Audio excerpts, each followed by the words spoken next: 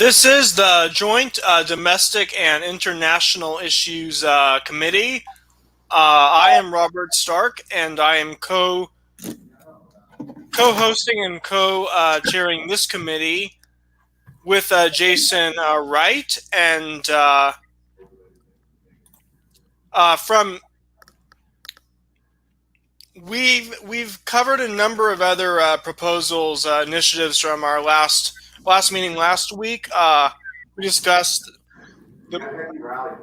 taking a stance on the Biden administration and kids in cages, and we were also talking about an initiative dealing with social media, tech censorship, and those freedom of speech issues. Those are hot button issues. Jason Wright, do you have any new initiatives that you want to introduce, or do you want to continue going over the initiatives from our last meeting? A little bit of both. I was talking with Marcus earlier, and some hot breaking news came in about something that it's basically related to the kids in cages policy, and since it's related to that so closely and it's a international domestic issue, we could either attach it on to the current resolution and the pertaining legislative measures that we attempt to put together over the next, I guess, month or two. And can you summarize which of these resolutions are they all a work in progress, or do you have a list of which of them have been finalized? Well, so the kids in cages one, and we're calling it that because the policy is to put children into cages/containers. Like containers sounds any better. That's the policy of the current administration, and so we're calling it the Kids in Cages resolution. And it's been finalized. It was written up. It was proposed. It was voted on. It was accepted. It passed. It's now in our history books. It's in our archives.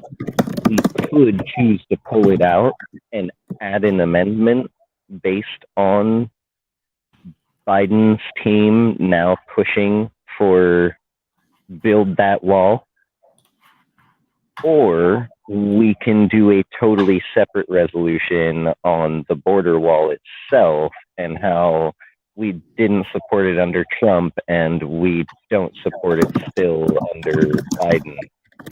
No matter who pushes for a border wall that we don't need, that's going to cost an insane amount of money at a point in time when we don't really have it, right?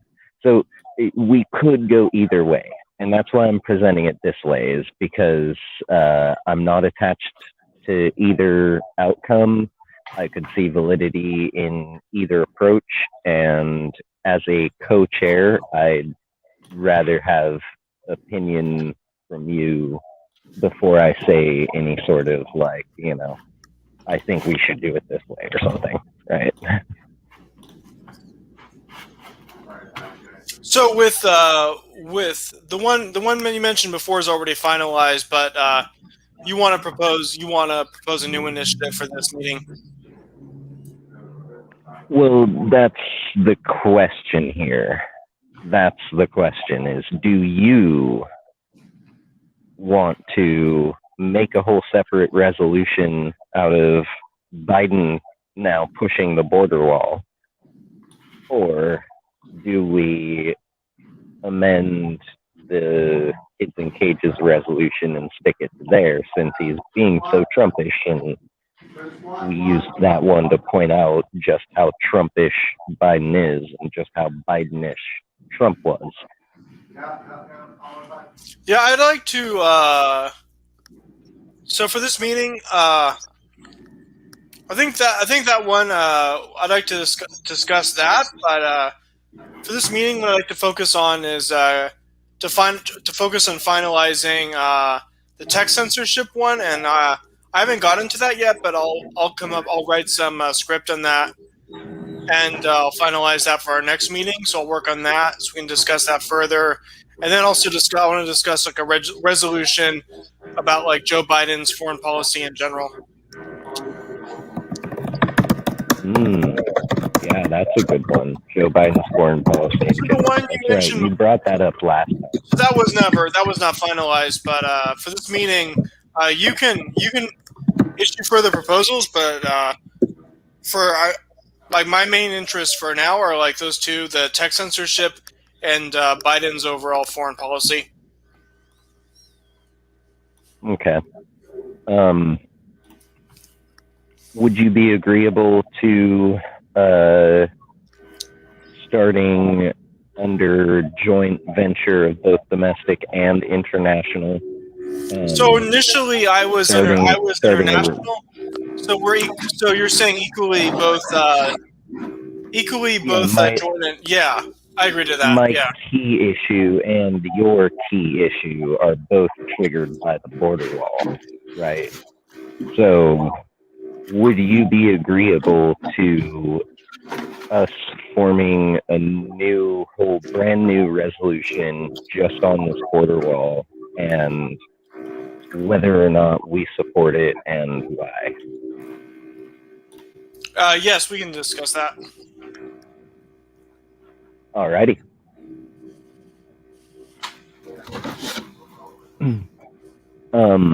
We don't have to discuss that one first because we've got other stuff that's like continuing from past meetings. I believe so I'll hand it back to you. Yeah, so the two ones that wanted to focus on were tech censorship and Joe Biden's foreign policy. So I guess for now we can start with Biden's foreign policy. And the question is, I think initially it was about the Syria strike, but that was a while back, at least a month ago. So I'd like to just focus on being kind of, I guess for now, like just kind of a generalization description of Biden's foreign policy and the impact and like where it conflicts with California values.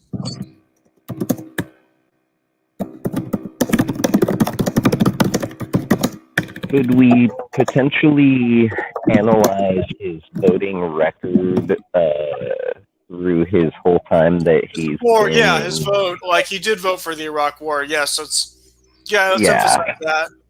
And I guess another one I'd like to propose is we can focus also Biden's proposal, the proposed domestic terrorism bill, which the implications on civil liberties, and that goes much further than the Anti-Act approach even. But that could be linked to. I'm sorry. There's a lot of background noise going on. Anyone who's not currently presenting, can you please mute? Oh yeah, I hear that.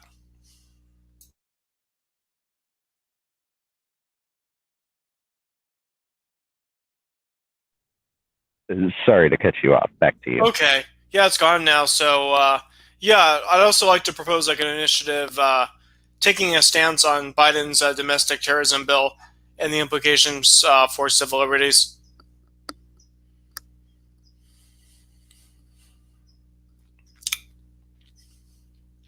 Yeah.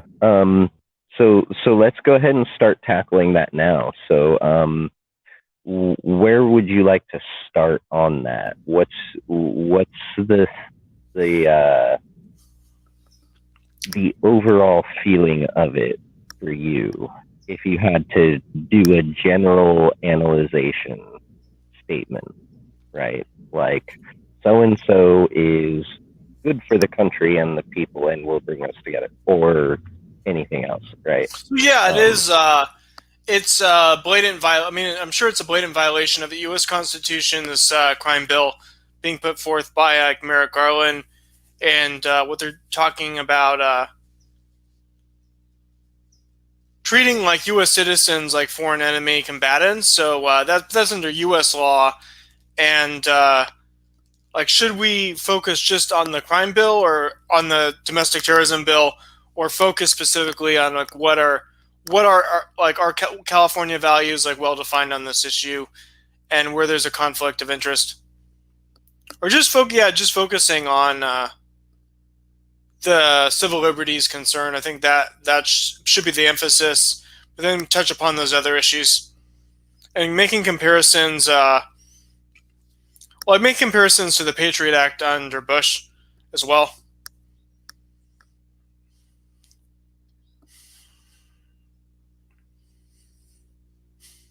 Nice. Yeah. So, let's do a little role play here. I am going to be the interviewer, right, for a no name, nothing. So there's no pressure to get it right, right? Average Joe Schmo with a blog with like 12 followers. I'm going to ask you a question, and just give me not a politician's answer, just your basic general answer, right? How do you feel about Joe Biden's international, foreign, domestic policies? So yeah, there are two different issues. The foreign policy, then the crime bill is domestic, but it is kind of linked to. It is very. It's like it is taking the kind of militarism of foreign policy and basically imposing it onto the citizens. And I think because some of the wording of like the Capitol, because it's tied to the Capitol Hill insurrection, it is caught up in maybe the culture war and the kind of red versus blue issue. But I think that also shows the failure of the American political system, and could make the case for Colexit that America is so polarized that there feels like there needs to be this intense police state and control just to manage that polarization. So that's actually, I'd like to emphasize that point actually, just because that because polarization is so bad that the American establishment and Biden administration feels a need to impose these really draconian policies just to handle a nation that is so fragmented and dysfunctional. Because it's a kind of like hard power and soft power is when when a system is not working, soft power becomes less effective, and the system is more going to become more reliant on hard power. So that could be tied in with the case for Colexit. Yeah. I'm being gentle on you here. Just bear with me. So aside from his current bills that he's proposing that have serious implications, President Joe Biden's policies in general, including when he was vice president, any time that he has served in public office in the name of the people, right? Overall, his general policies, the things that he has done, what's your feeling on it? What's your read on it? His overall record, basically pretty much in line with like what the agenda of the American establishment, like looking at his record on how he voted on foreign policy, his civil liberties record. You can make the connection to how he did vote for the Patriot Act under George Bush.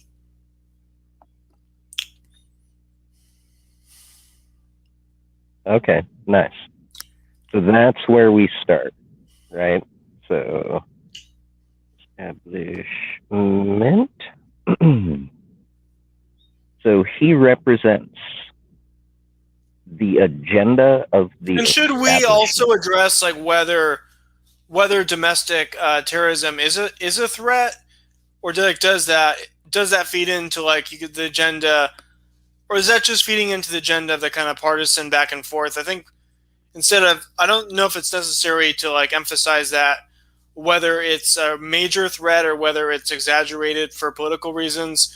Just saying that both the issue of domestic extremism and the issue of the response from like a civil liberties crackdown, I think both reflect that America has like become just way so dysfunctional, and there's no like common cohesive ground among the citizens or political leaders. Yeah, so very, very divided, and that's kind of how the overall establishment likes it, so that they can stay in control. Okay, so that is where we start this thing, right? The overall general analysis. And then we start pointing out the examples, the ways in which he has helped to polarize, the ways in which he has voted to diminish civil liberties, the proposed ways that they're going to try to push through to further impinge upon our civil liberties, right? Yeah, that basically. That's when we start doing all that. Yeah, emphasize how it just emphasize like the failure of the American political system, but also like the threat to the citizens. And is anyone else, like John or Marcus, do you want to comment on this issue? Well, yeah, I would definitely like agree with what you said. Like, isn't there the issue, like they kind of use terms like, white supremacist terrorism to kind of encompass things like, QAnon, where it's more kind of like a conspiracy theory, but they kind of like, they're sort of like, it's like where they're trying to, try to frame it as if it's like the exact same thing as like, a war on actual like, terrorism itself. Yeah, and I was actually wanting to ask this of each and every one of us in turn. So, John, if you don't mind, what we just went through with Robert, if you can give your general analysis of Biden, and then definitely if you've got any sort of examples, point them out. Like you said there, right? Grouping folks who believe that the earth is flat with people who strap explosives to their chest and blow themselves to smithereens just so they can kill some other people. Like declaring a political viewpoint as domestic terrorism, that's generally like a tactic and a sign of a nation that has failed, where we're so polarized, where there's no longer any chance for an open discussion to find common ground. It's also like it's something that happens when nations are like coming close to even a civil war in some cases. Yeah, I mean, like, I'm not a huge fan. Like, I wasn't a fan of the war on terror during the Bush era. The way that they kind of just sort of ignored the Constitution and just sort of used, kind of like this manufactured, kind of, propagandistic sort of fear of terrorism to, pass through laws like the Patriot Act. So I'm definitely not a fan of, Biden doing this. Like, I think part of, the instability that you see in this country, like, I think it's kind of, a lot of it has to do with sort of the Democrats, like, kind of ignoring issues of economics in the way that, like, the middle class has been, how they've kind of sort of pushed it to the side with a lot of these issues.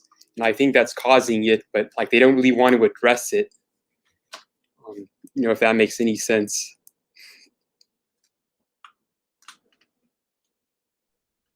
Yeah, that does. Do you, when you think of the economics, right? Can you give us maybe 1 to 3 examples of some places where the government has just totally outright failed? Well, sure. I mean, I think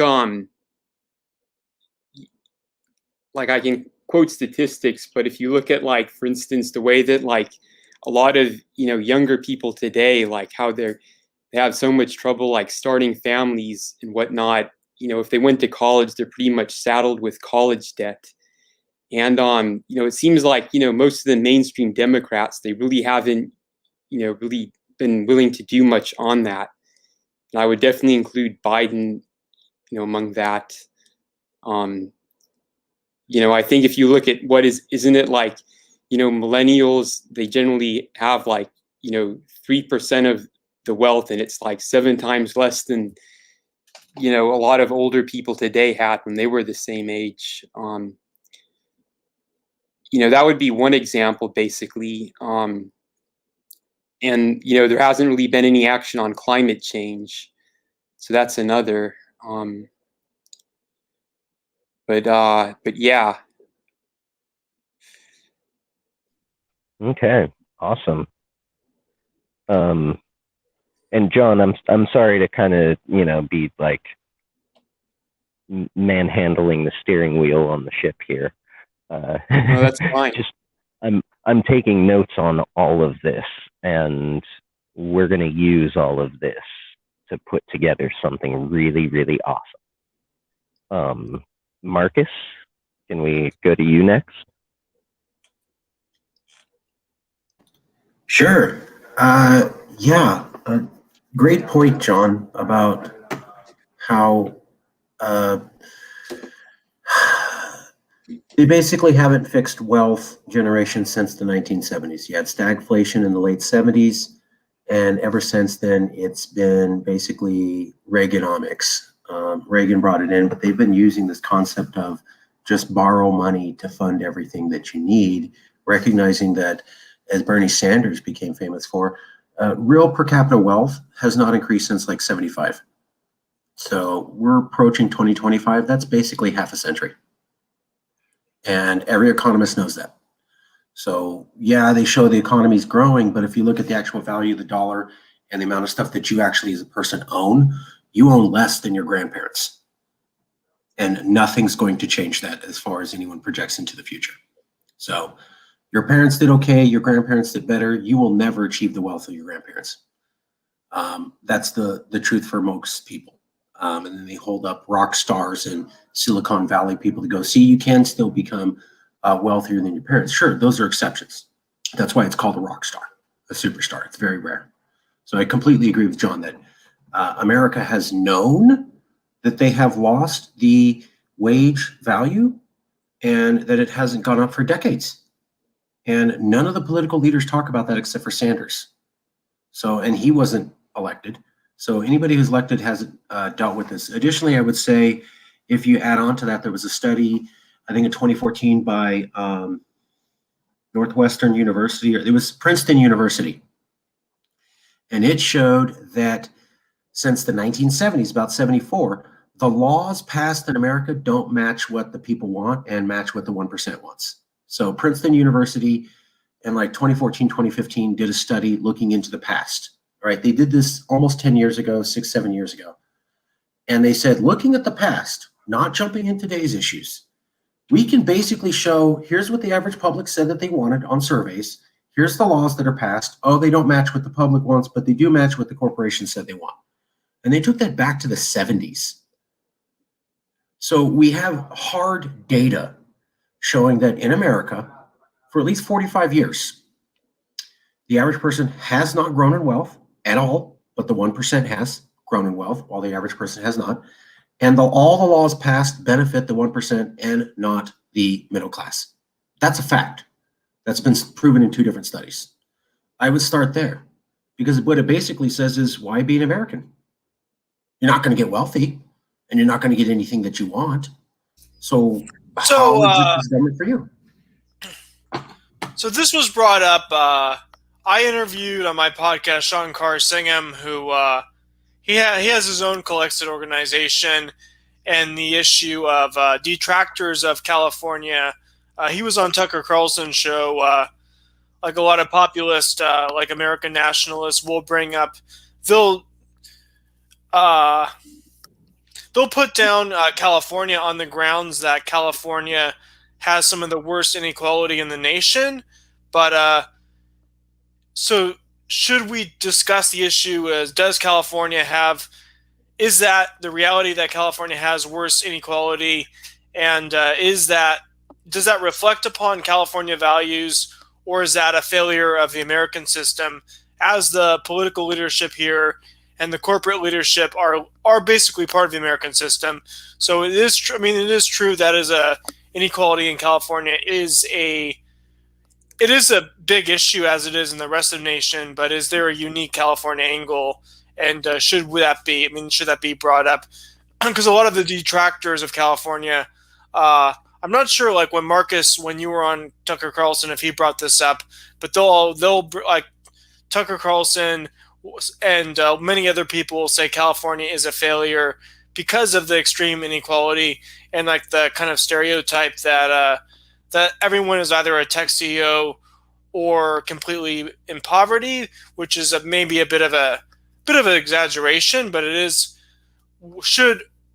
Should this be tackled directly, and like where do we fit in? Like, where is California? Is it a shortcoming on California values, or is it a shortcoming and failure that California is under the American system? Wow, that's a good question. Sir, that's a damn good question, and that's exactly why I wanted this Congress built, so we could have these high-level conversations. So I always point out things. I don't give compliments, but you just nailed it, Robert. That's the kind of level of high-level questions we should be asking. So, Jason dresses up. We all dress up. Robert asks tough questions. Jason asks those awkward questions to keep the conversation moving. John Bowman brings up things we all missed. This is winning. It's teamwork. Okay.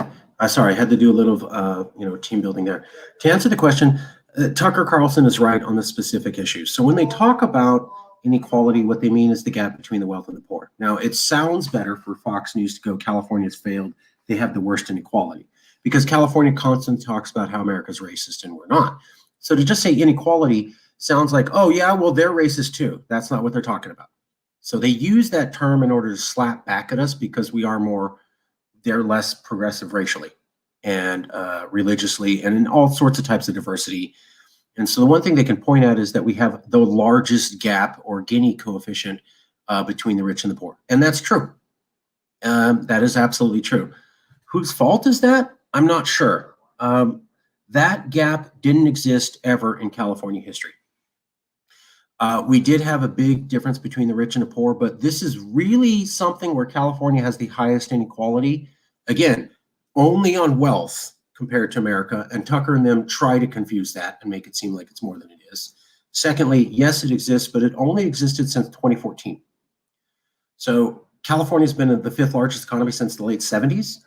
So basically, most of the time that it's done that, we've never had this giant wealth gap. So I don't buy that you have to have this gap between the middle class and the super wealthy in California for us to have a successful economy, because we've been doing it at the level of 5th or top 10 economy for decades.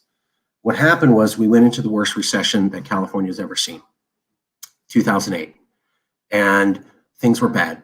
And then we got out of that recession. I was just going to say that if you look, it seems that it all correlates with the Great Recession, the housing bubble popping, the silicon bubble popping, the stock market still crashing from 9/11, and all of that while California continues to produce but doesn't increase wages and, benefits, meaning the cost of living goes up. However, your ability to afford it is staying the same. That's it exactly. It's bad, but it hasn't always been bad, and it's only recently been that bad. And this has absolutely to do with, like Jason's saying, coming out of the recession. I like to point out that the housing crisis has been a crisis for about 4 years. It was a crisis well into the second half of Brown's term as governor. Nobody talked about it. I think Gavin Newsom, he initially had a promise to address that, like build something like 4 million new homes in his first term, but he came short on that. Yes, he did. But he at least acknowledged the issue, and Jerry Brown never did. Now, I'm a fan of Brown, but the fact is this homeless crisis was already this bad in the middle of the Brown administration, and nobody talked about it because all they wanted to hear was we're getting out of the recession. There was no interest in, oh my God, we're getting out of the recession. Remember, I know we're talking about COVID now, but remember 2009, 2010, 2011, 2012? That's all anyone talked about. That was the only issue. No one cared about anything else. When are we getting out of the recession? So, okay, housing prices are going crazy. People are losing their jobs. Black people and Latino people are being pushed out of neighborhoods. Who cares? Unemployment rate's down. I mean, at least Gavin Newsom acknowledged this was an issue, and partly that was the voters holding it to him, but this was an issue 2 years before he was elected, and there was zero interest in discussing it. So I always like to say housing crisis, yeah, it's only recently been a crisis. No, it's been a crisis for a while coming out of the recession. Nobody wanted to hear that. Do you think zoning is a big part of it, where cities have a limited supply of housing because of how they're zoned, and the local issue of zoning versus like state legislative policy, like I'm not sure if you're familiar with that bill Scott Wiener proposed, and that was controversial for some people, but as much of an issue as that. It was a good idea. So you have to have infill development. The only way you're going to build more homes in urban areas is by forcing them to do so. The reason that there's a homeless problem is the same reason that there's a high cost of housing problem, right? If the housing prices were not this hard, there would not be a homeless problem. So I'm here in Fresno, which is the backwater and secondary pipeline for the Bay Area. We get everybody from LA and the Bay who can't afford to live there. And what happens is that drives the home prices up, and then the rental prices go up. So one of the things you can see here in Fresno is this is the place fewest people want to live. And our rent prices get skyrocketed because the housing prices in the Bay Area, it all trickles down and it stays in California. And it's that the reason home prices are so high and are allowed to be so high is because homeowners are voters. Homeowners are not homeless. And in fact, right now is the best time ever to be a homeowner. So we talk about homelessness, sure. But if you own a home, you're doing great. Are you kidding? You could just go buy another house. And those people vote, and homeless people typically don't. And so I saw those things by Scott Wiener, and other people have proposed what's called infill development. And it always gets shot down because more voters show up and say, you're not going to reduce my property value. If there's more homes, there's more supply. Demand goes down. And there is there's sprawl development, but that's not ecologically sustainable, and it's not sustainable for just overall quality of life. I don't know what the answer is to the homeless situation. It definitely is because of the recession. The prices of homes are way out of whack, right? I'm not sure what it is. I think for California, the average home price, last time I checked, I'm not 100% sure, but I think it's something around 600,000, which is way out of reach of the majority of the populace. They're not worth that price. And all those Bay Area homes and LA homes are not worth the amount of money they're asking for it. But people have that kind of money. And so the people who own the homes know they can charge it. Basically, if you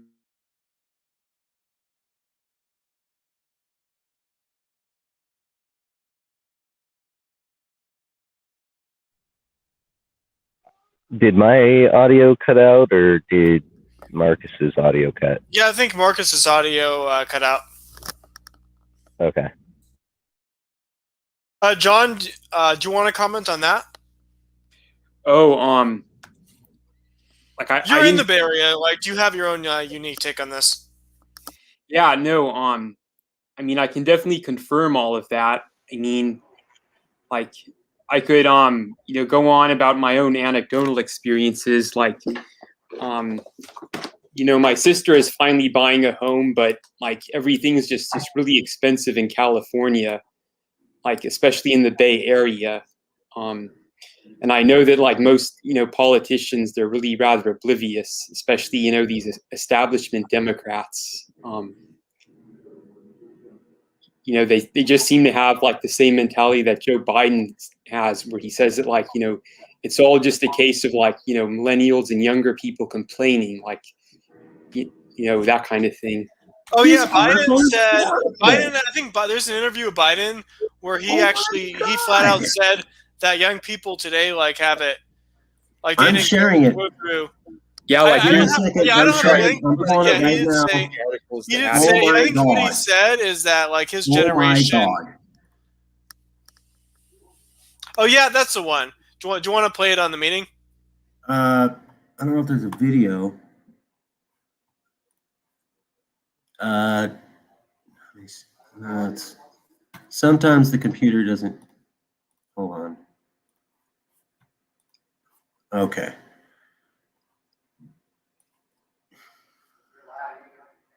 There it is. So people complaining about how it's hard to find a job in 2018, coming out of the recession, he has no empathy for them. That's what he said. Okay. Yeah, Marcus, oh, okay. I was going to say it's better if you actually just read the literal quote from him, because it's so much worse. You're sugarcoating it and making him sound much better than he really did. Millennials who think that times are tough in 2018 have no room to complain, according to former Vice President Joe Biden, who said that he had, quotes, no empathy for young people who compare today to the struggles of the 1960s. Quotes, Biden says, the younger generation now tells me how tough things are. Give me a break, said Biden, while speaking to Pat Morrison, who also covered Cal Exit, by the way, of the Los Angeles Times, to promote his new book, No, I have no empathy for it. Give me a break, quote, says Biden. Biden compared the complaints of millennials to what he experienced growing up in the 1960s and 70s, mentioning the civil rights and women's liberation movements that were gaining traction simultaneously with the Vietnam War, making the United States a troubling place for a young activist at the time. How was a white male hurt by the civil rights movement in the 1960s or the women's He's liberation talking movement? about other struggles that are outside of his that didn't, like, the civil rights didn't impact him directly, but he's kind of using that to signal that he has no sympathy for struggles today because there were struggles and injustices back then. But it's really disgusting what he said, and I also think it's disgraceful that it wasn't even brought up in the Democratic or general debate when with Joe Biden in the election. It was brought up very tepidly, but it just shows a leader that just lacks empathy for the citizens. Yeah, right. In his own words, he has no empathy for it.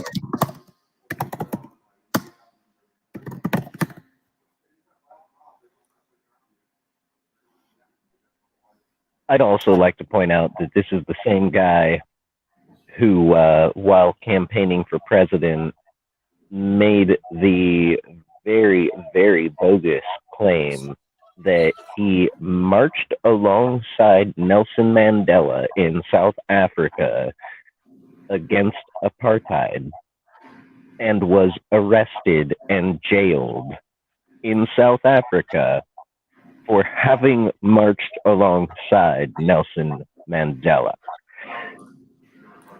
he was a public official at the time when he did go down to South Africa at that point in time that's in question. He was not arrested. He did not march with Nelson Mandela. Nelson Mandela wasn't even there. There was a inquiry, like a Senate inquiry, and because they actually wondered if he had been abusing his station as a diplomat in a foreign nation, getting involved with local politics, right?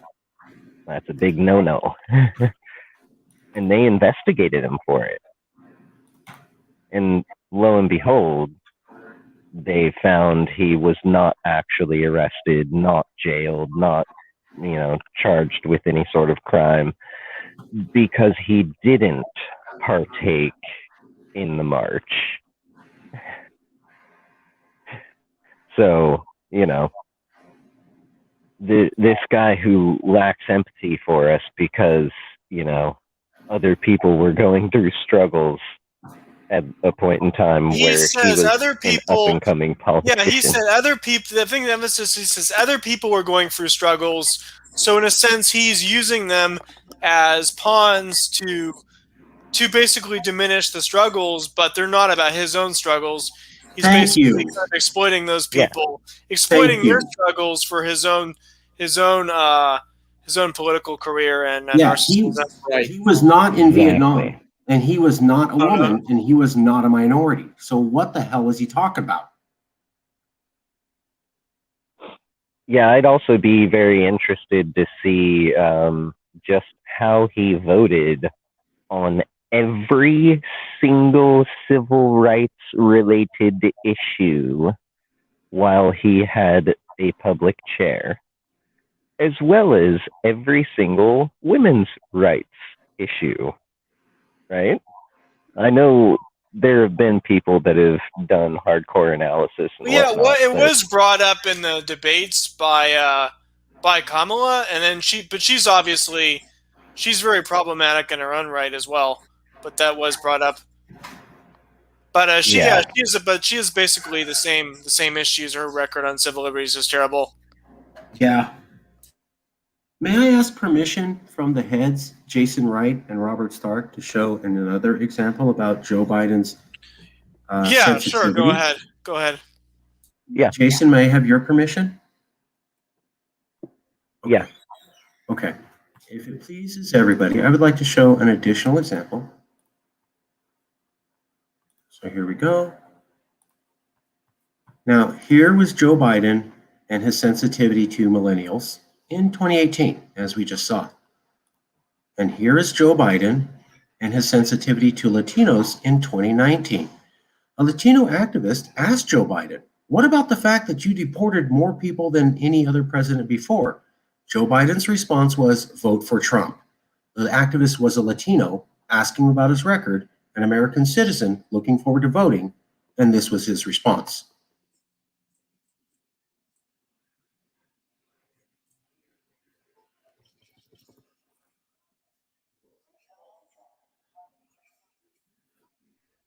Yeah, I think this kind of goes back to what we were saying about Trump was really just a different shade of Joe Biden. He told an immigrant to America who wanted to be a U.S. citizen and was looking forward to voting and called his politician out, asking him a legitimate question on his previous pattern of voting. And he was told angrily, "Vote for Trump, the racist." That's what Joe Biden said to a Latino immigrant who wanted to be an American. Yeah, and I think this is maybe one of the reasons why America has fallen into such decay and political disarray. Politicians generally, belittle and they disenfranchise, and they treat prospective voters like this, and it drives them away It makes them not want to partake. And then they might not even go out and vote. Now, for the mainstream politician who wants that person disenfranchised, goal achieved. For anyone who values democracy and equality and true equal representation, it's a huge travesty.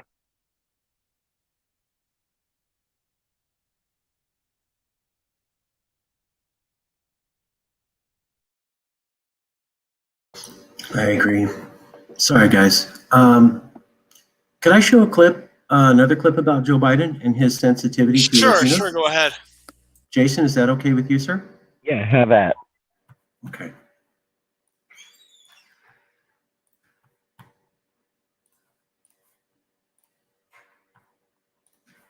So this is a clip of Joe Biden when he announces Javier Becerra as health secretary. So he's like, look at me, I'm Joe Biden, I hired a Latino.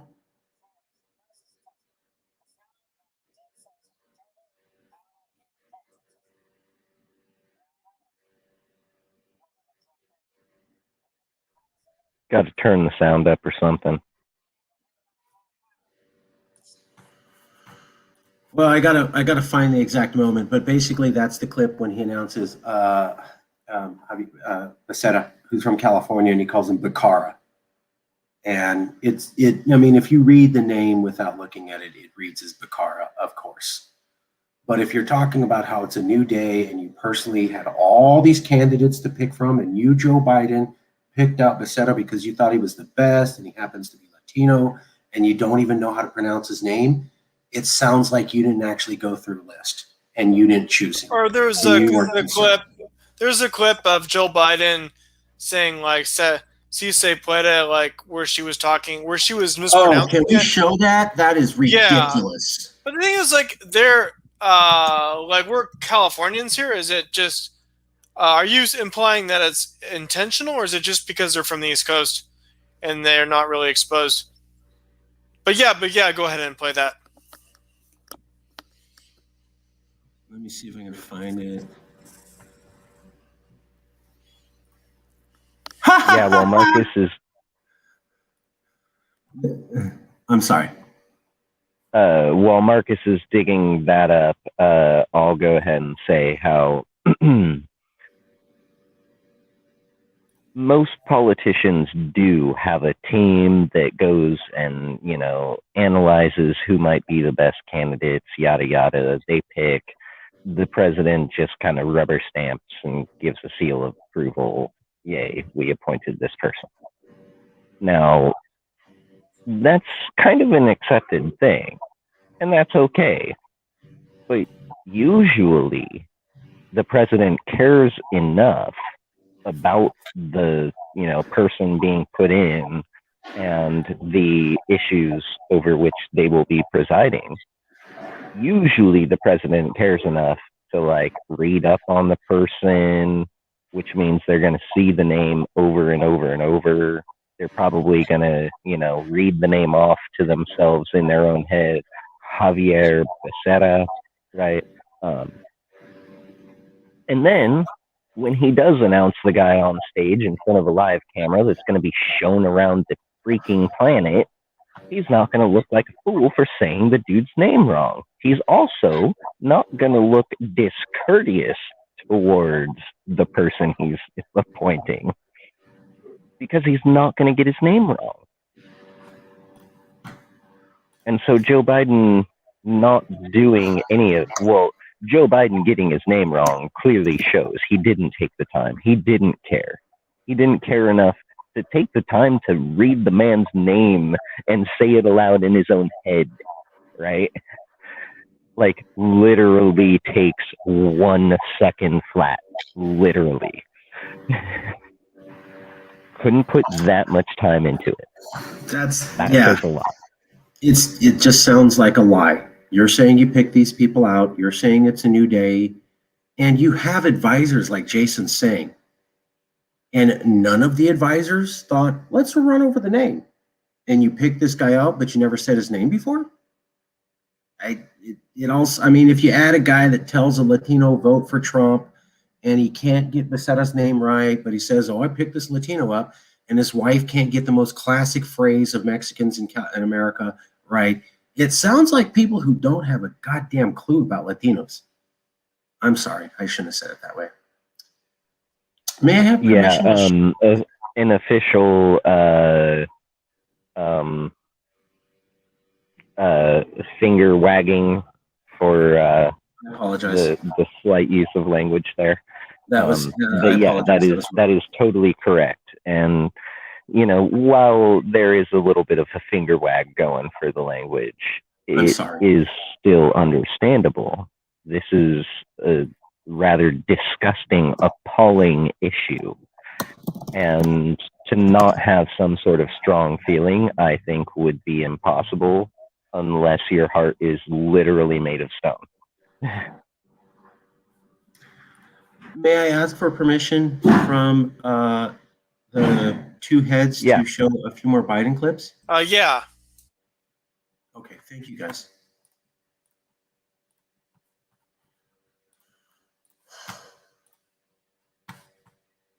So here's Joe Biden.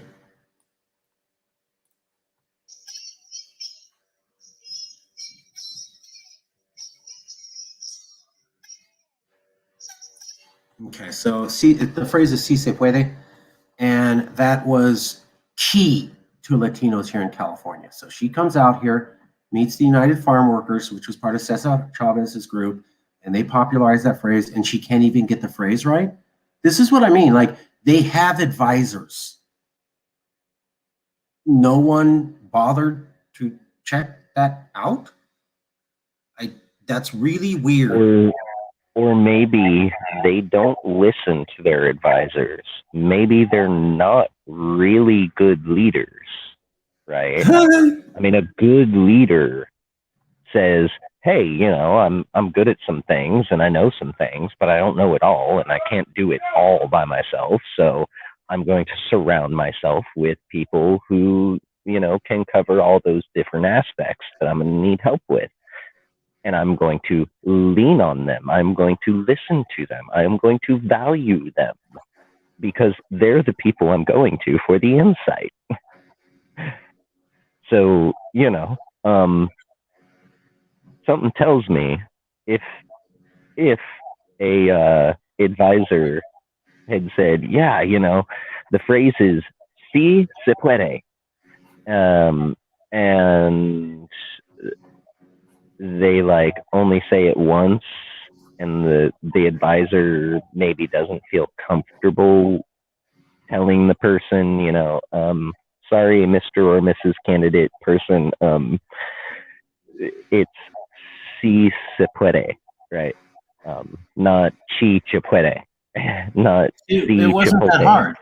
You're already getting it. It wasn't that hard. I also want to point out in this Snopes article where they say, yeah, it's true. Here's a picture of her with Cesar Chavez right in there. He would be upset. The video is unavailable on the Snopes site showing it. So they admit it's true, and then they clip the video out that showed it, but you can easily find that video. So how did that video accidentally get unavailable when this article isn't that old? If I may also show people. Here's this other one. Now, here's Joe Biden's Democratic convention. So Joe Biden was elected, and he was nominated.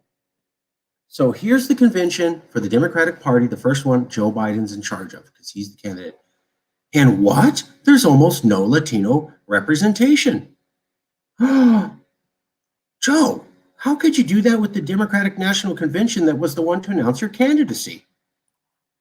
How strange. Oh, what is this? Joe Biden dodged the California Democratic Convention? Oh, because he was worried about Univision calling him out on his horrible relations with Latinos. Yeah, almost Donald like there's a Trump campaigned in California a lot more than Joe Biden did. That's atrocious. So he can't go to the California Democratic Party convention because he's worried about his being called out by Latinos. His Democratic Party convention that he's in charge of is known for a lack of representation of Latinos. His wife can't get one of the most famous phrases of Latinos correct. He can't get his nominee name pronounced correctly. He reauthorizes building up the border wall, which he condemned, and he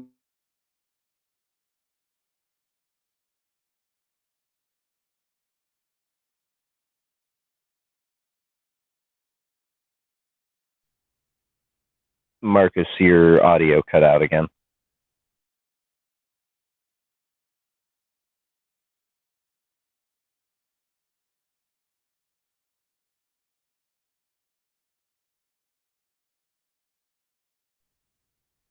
Yeah, so what I'm hearing here, oh, he might have lost connection. He'll probably be back in a second. What I'm hearing here is an overwhelming consensus that Biden's team is not really in line with California values. Would everyone agree to that assessment? yes. Sure, I'd agree with that. Yeah, for sure, and can emphasize that.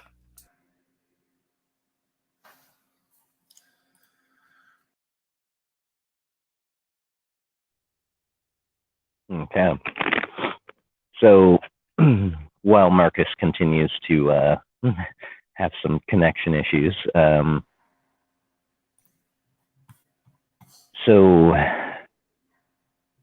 oh, you're back, Marcus. Can you hear? I'm having all sorts of computer issues tonight. I'm sorry. This laptop's it's acting screwy today. I'm sorry. I'll get it looked at.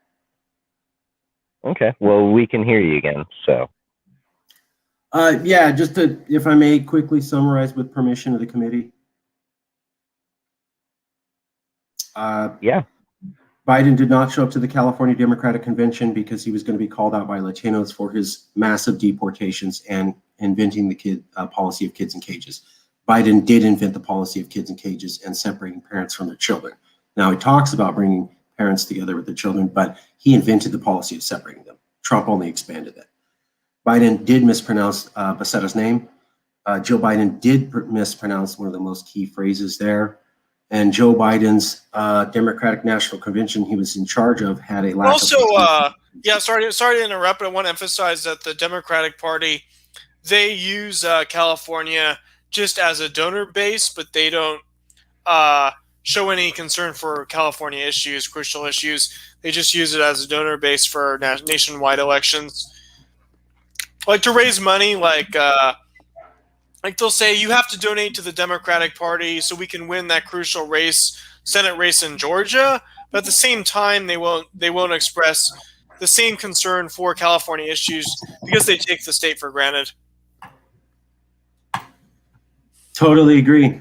And we should. I mean, there should be a separate party. I know there's a California National Party, but that's separate from this group. But I don't know if that's relevant to this particular meeting. But there should be a separate party outside the American framework, the party that focuses most primarily on California issues. Because Biden's policies. It's not so much that they conflict with California values, but that they take Californians for granted and views the state, the Democratic Party, they just view the state as a source of donations.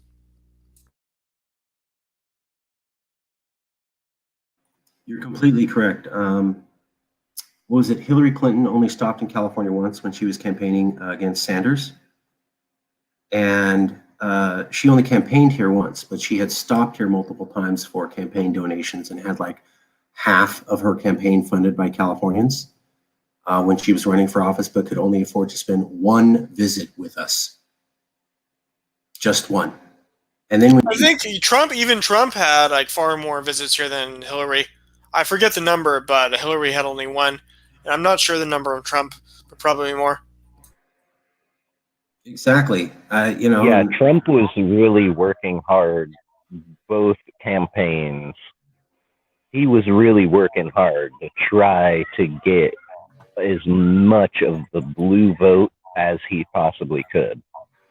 Whereas what we see from the Dems, and this is just kind of, reaffirming what you just said, right, is that the Dems don't care about the blue vote, and they also don't really push to try to get the red vote. They're just like, hey, do you want the other guy or not? No? Yeah. Okay, well then give us your money. Yeah. May I ask permission from the heads to show a video that proves Mr. Stark's point? Jason, may I have your permission? Yes. Okay, here we go. I'll be real quick.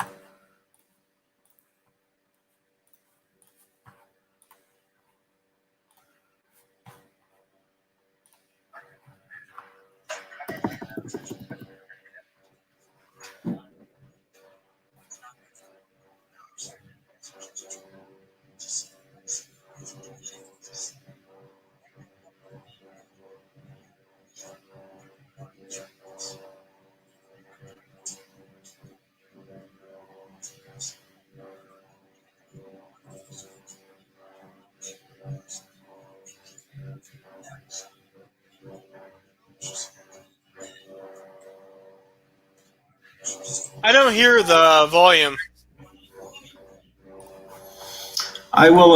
I'll send the clip here It's from the West Wing. in private chat. But basically, yeah, let me show you. So basically, what this is that this is from the West Wing, season 2, episode 1 in the year 2000. Okay, so this is 21 years old. This scene, 20 years old, shows an East Coast liberal telling a Californian to shut up and hand over his money because he doesn't want to hear about his pet cause. So the man in the black sweater with the bald head is supposed to resemble Steve Jobs and Jeffrey Katzenberg, California tech entrepreneurs and creative types. And then this is the president, who's a liberal. And what this guy is saying is, hey, I want you, Mr. President, to at least mention my issue.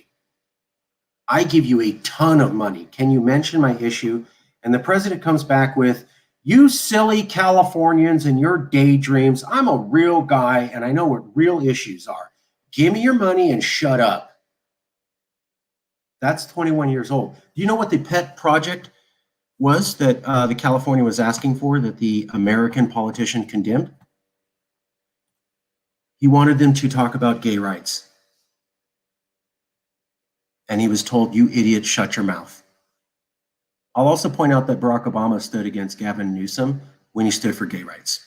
So we have California values, gay rights, safe places, dealing with homelessness, basic dignity for people. Shut up. I'm a real politician and I know what's up. I'm from the East Coast. Give me your money. I'm a liberal. That's what that scene said 21 years ago.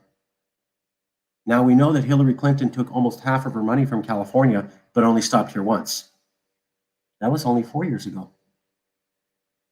Robert, you're more right than you know, brother. Yeah, correct enough that Oh yeah, for sure. Yeah. the political analysis folk, the team of political analysts who helped with writing on that show agreed back then. It's like 1984, right?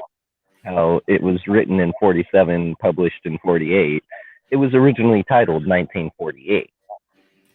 They made him change the title because, it's going to scare people if they realize that things are this bad now. But yeah, back then, folks agreed that that was the way things can go. That's how it goes. And there's not really any change to it. And here we are 20 years later, seeing it. And just because that's a show, the writing team, right, they actually did all of their research and analysis and whatnot. And that's the only reason why it can actually be used as an example for certain things.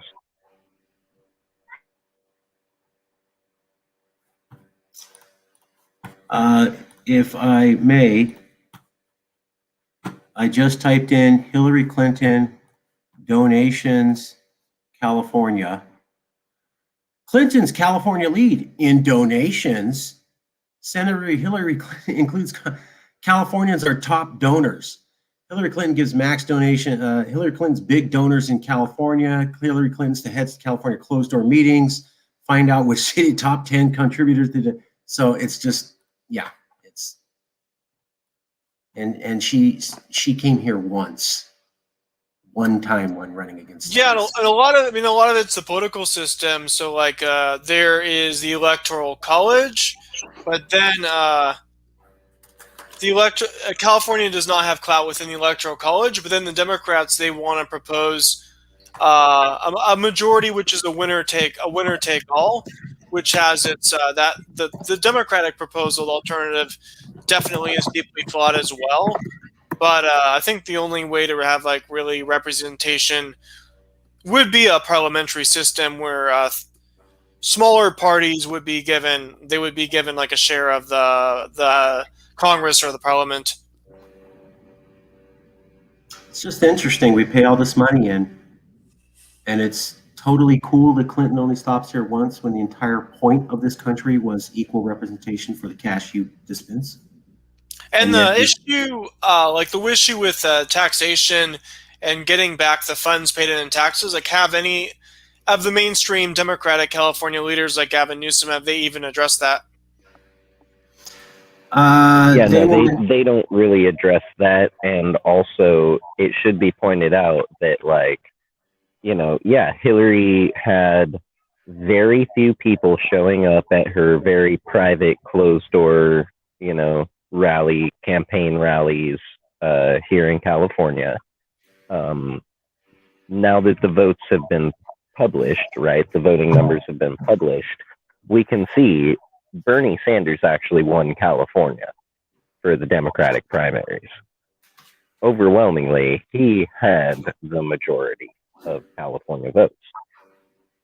She stopped here once. Bernie spent most of his time here because he realized this is 10% of the entire nation's populace. And, if you're looking to get to like 75, 85 million votes, starting off with like 20 to 25 million votes, not a bad start. Now, as we just discussed, Hillary was deemed, the most favored and favorable and given the nomination because the numbers they pay attention to aren't the votes, it's the dollars.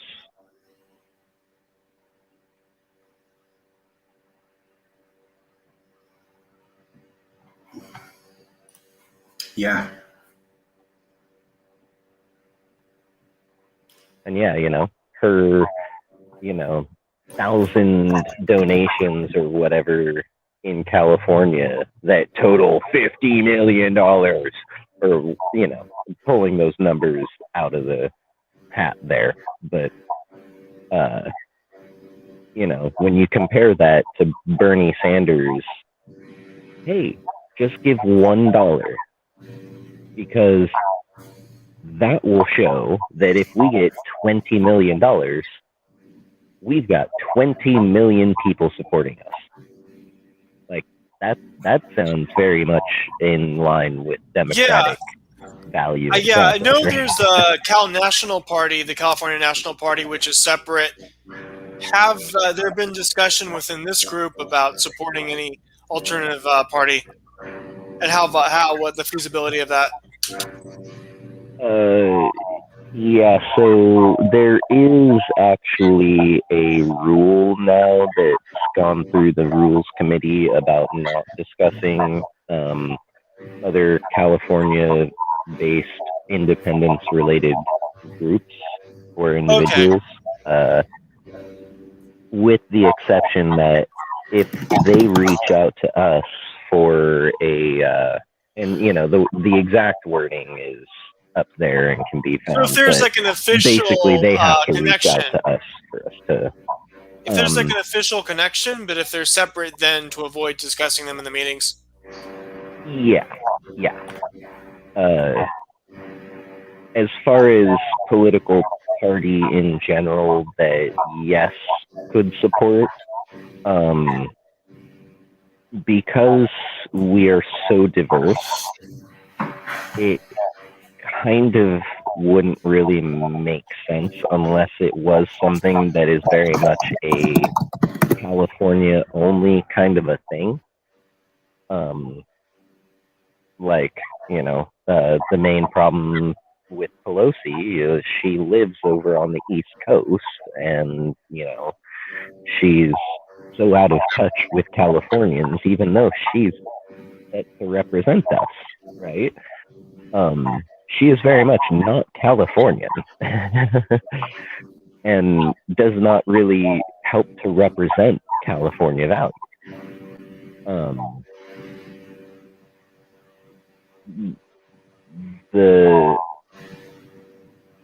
The building of an entity that would only concern itself with California and Californians and California values and yada yada. I think we at some point we did discuss. It would take a long time.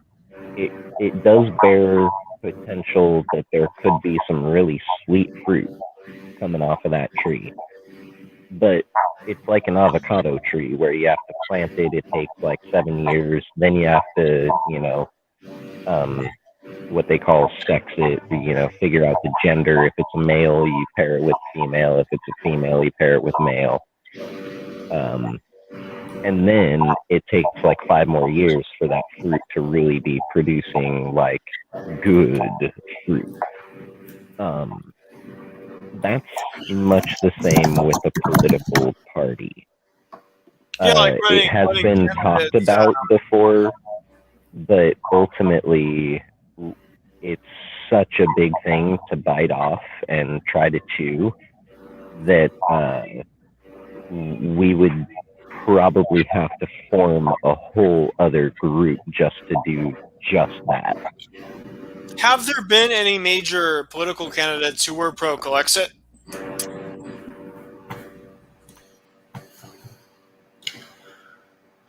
Wildstar right now is the only candidate who's officially said it. In 2016, we had a lot of political candidates who had mentioned the idea. There was the guy who, when we were on the steps of the Capitol in Sacramento, and it was his first day as a California legislator, and he showed up and he stood with you with a shirt and he took a picture. And Kevin De Leon casually mentioned, I'm not sure if I might get fired for this, but hey, Yeah.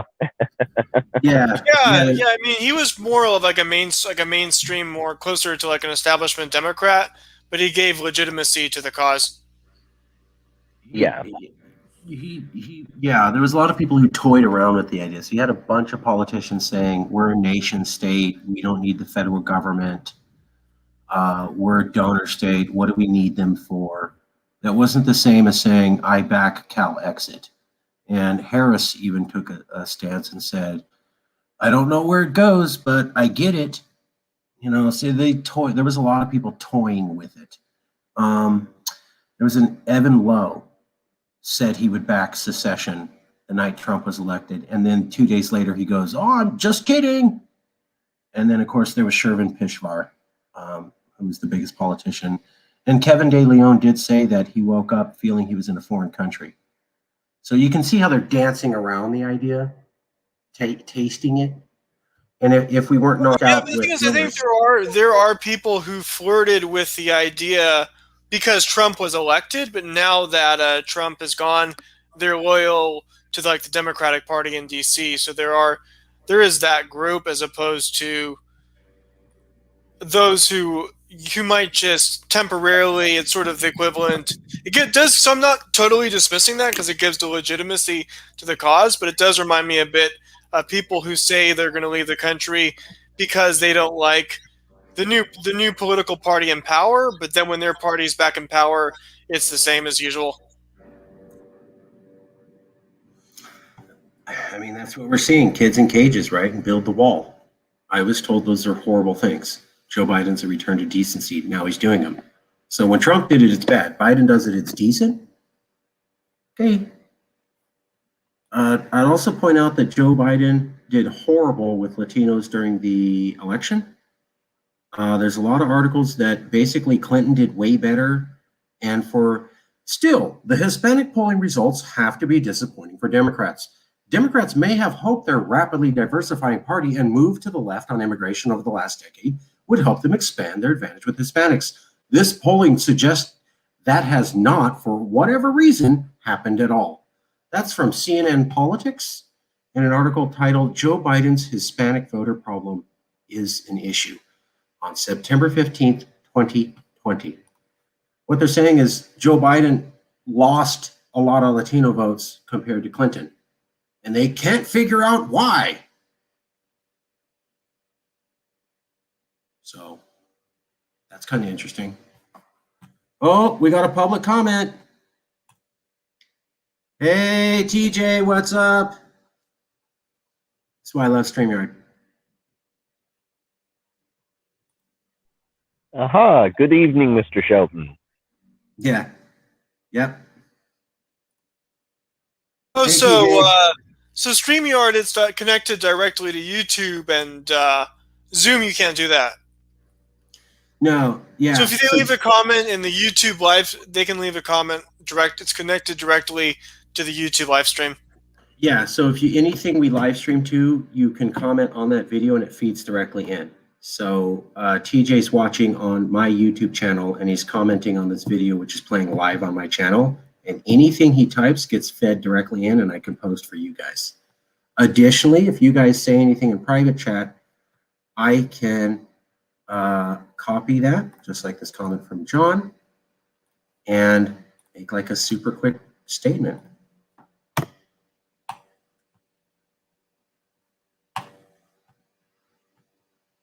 That's why I like StreamYard. There, we just did a commercial. Well, I like StreamYard. That's easy. They have this one StreamYard commercial. And I get that ad every day, and it's, why do I like StreamYard? That's easy. Hi, I'm Marcus Ruiz Evans, and I do a show called The Calics at Congress.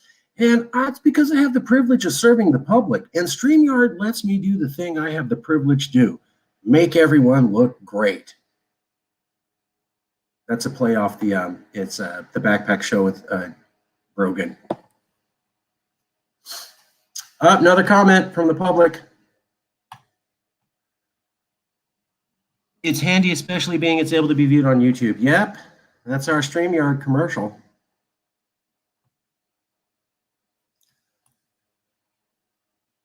Yep, there you go.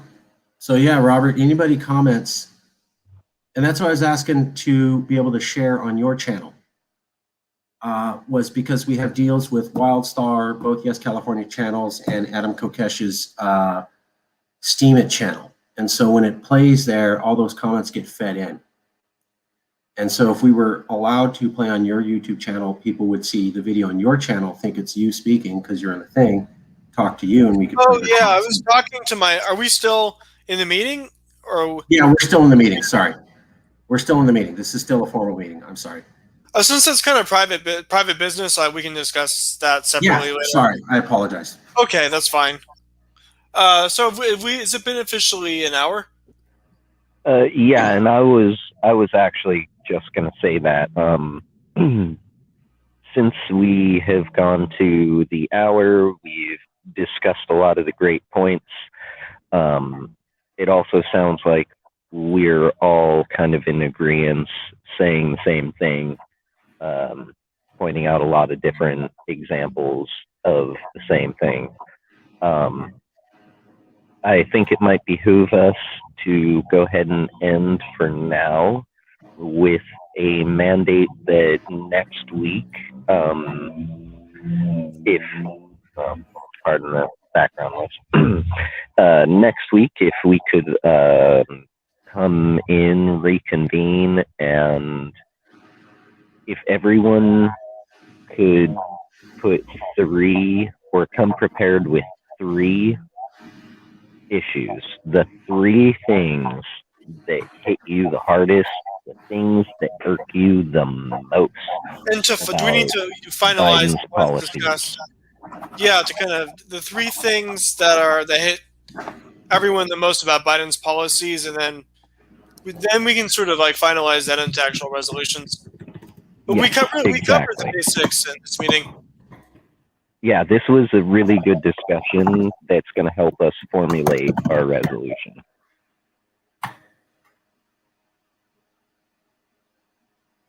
Yeah, not just three issues you want to cover. So the three things about Joe Biden's policy for this resolution we're going to put together on this. Three things about Biden's policies that irk you the most, that you just cannot stand, the things that hit you the hardest. The three key issues of Biden's policies. And I expect that we're all probably going to overlap with the treatment of children. So that'll probably end up being the first thing that we put into the resolution, right? Oh, nice, TJ. Endless war, yeah. So next week, if we could return 3, and just like that, right? Endless war, kids in cages, or bad border policy, right? More than just kids in cages. Bad border policy in general. Ooh, love it. Come in next week with those. We'll put it all together and we will start formulating this resolution in writing.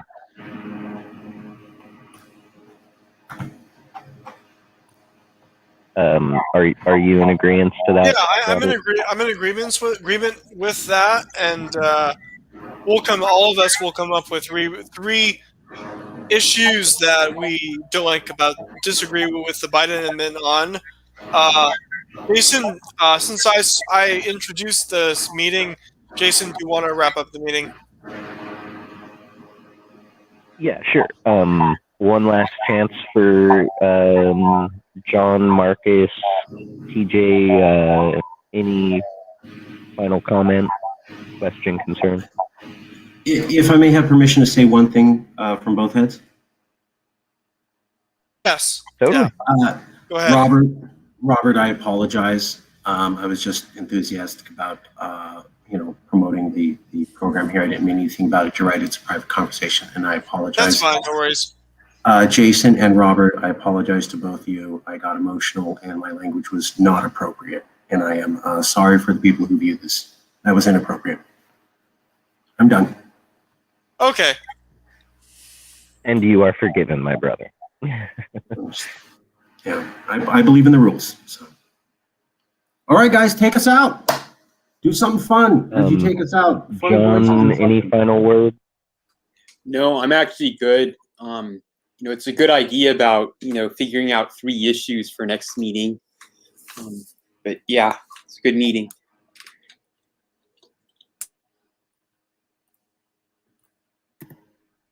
All righty. Well, this has been the Domestic and International Issues Committee meeting. It's Tuesday, April the 6th of 2021. I have been one of the co-hosts, Jason Wright, in league with Robert Stark.